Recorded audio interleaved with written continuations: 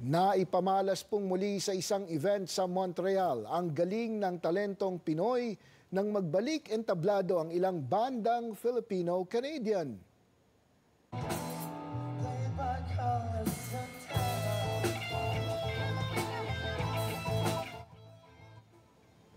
Isang end of summer at start of school year celebration. Mistulang naging urban beach ang lugar na ito sa Cotinage para sa ika-4 na edisyon ng Festival La Compétition.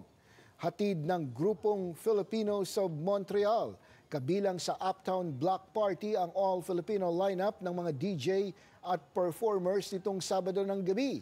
Kabilang sina Le Carls, Ace the Kid, Ayuban, Chops at iba pa. Tema po ng event ngayong taon ang Asia's Beach. Espesyal daw para sa mga Filipinos of Montreal, lalo't binigyang spotlight ang Pinoy talent sa neighborhood na may malalim na ugnayan sa Filipino community sa Quebec.